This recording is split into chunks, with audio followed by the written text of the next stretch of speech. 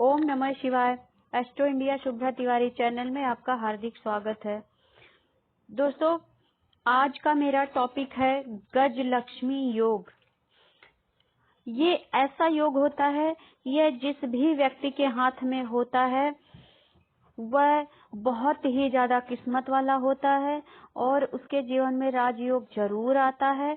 और किस्मत का जिस भी एज में यह गजलक्ष्मी योग बनेगा उसको उस एज में अपार धन संपत्ति, मान सम्मान, धन दौलत, हर चीज उसको अपने जीवन में मिलता है।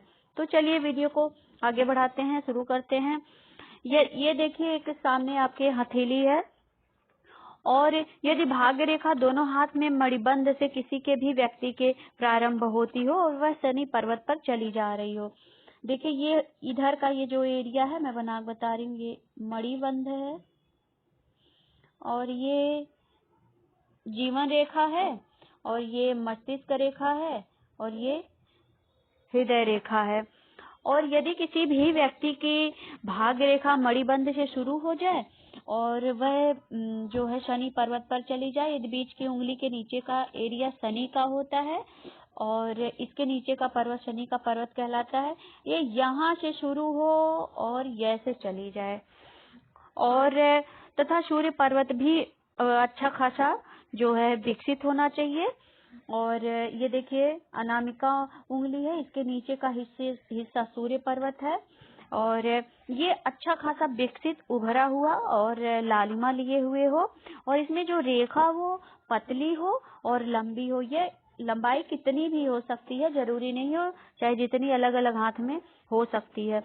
और मस्तिष्क रेखा, स्वास्थ्य रेखा तथा आयु रेखा दोनों ही अच्छी खासी होनी चाहिए। मस्तिष्क रेखा यानी कि ये देखिए, ये जीवन रेखा की बगल वाली रेखा ये मस्तिष्क रेखा है। इस पे कोई भी खराब चिन्ह, कोई द्वीप, जाल, कुछ भी या दाग धब्बे, कुछ भी इस टाइप की चीजें नहीं होनी चाहिए। और स्वास्थ्य रेखा भी अच्छी खासी होनी चाहिए। स्वास्थ्य रेखा देखिए यहाँ से शुरू होती है और ये बुध पर्वत पे चली जाती है और ये देखिए एरिया बुध का है, ये बुध पर्वत पर चली जाती है। अगर ऐसा किसी के हाथ में होता है, ये भी ध्यान रखिएगा कि स्वास्थ्य रेखा पे भी कोई खराब चिन्ह नहीं होना चाहिए, कोई जाल, द्वीप और काले धब्बे, तिल, कुछ भी इस टाइप की चीजें नहीं होनी चाहिए।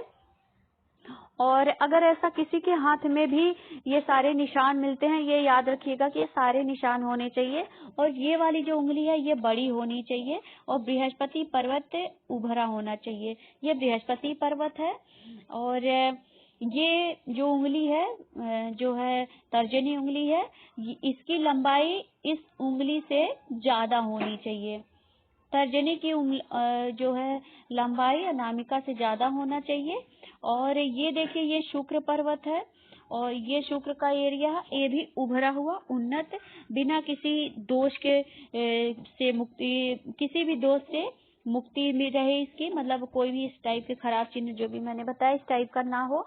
अगर ऐसा किसी के भी हाथ में होता है तो ऐसे लोगों के जिस भी एज में बनेगी, जिस भी उम्र में यह बनेगा, अच्छा खासा मान सम्मान, हर चीज उस व्यक्ति को अपने जीवन में मिलेगा।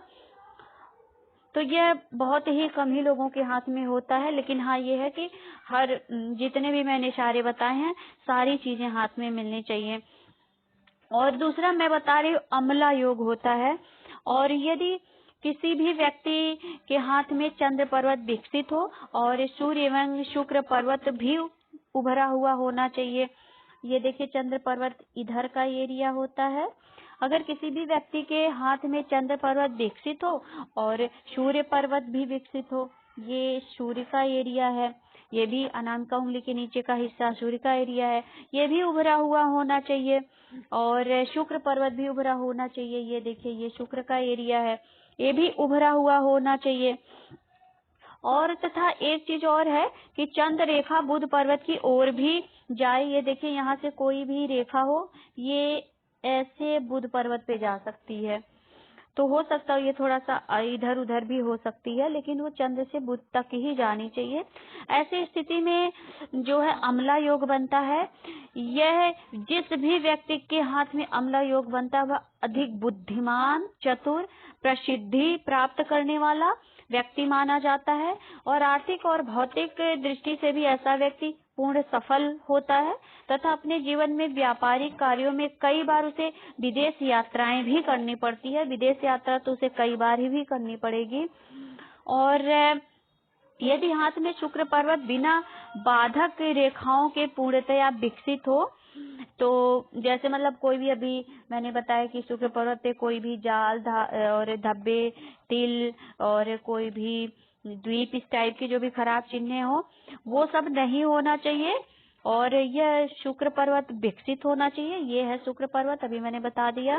निश्चय ही ऐसा व्यक्ति भौतिक सुख खूब प्राप्त करता है तथा उसके जीवन में एक चीज बस इसका नेगेटिव पॉइंट होता है, और सुख, समृद्धि, मान सम्मान ये सब तो उसे खूब मिलेगा, जीवन का खूब भरपूर आनंद वो पाएगा। बस इसका एक ही नेगेटिव चीज होता है कि उसका अपने पत्नी के अलावा, या अगर किसी स्त्री है तो पति के अलावा, पति है तो पत्नी के अलावा किसी और से भी संबंध उसके रहते हैं।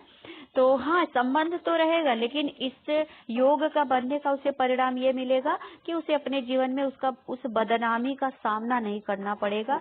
मतलब उसके वो सीक्रेट छुपे रह सकते हैं जो भी संबंध होंगे। तो यह जिस भी व्यक्ति के, हाँ ये है कि मैंने ये बताया, ऐसा नहीं कि एक दो रेखाएं मिल गई तो मान लिया जाएगा। मैंने जैसा जैसा बताया, जो जो बताया, सारी चीजें हाथ में होनी चाहिए।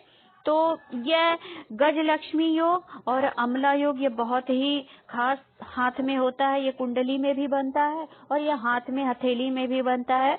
तो आप अपने हथेली में देख लें, जिसका जो होगा उसको उसी हिसाब से परिणाम मिलेगा। अगर किसी के हाथ में ये बनता है तो उसका 100% उसे फल मिलेगा। बस वो किस एज में बनता है यह आप किसी ज्योतिष से ही दिखा के जान पाएंगे, क्योंकि मैं वीडियो में कितने एज में क्या होगा वो मैं एक वीडियो में नहीं बता पाऊंगी, मुझे समझाने में दिक्कत भी होगी।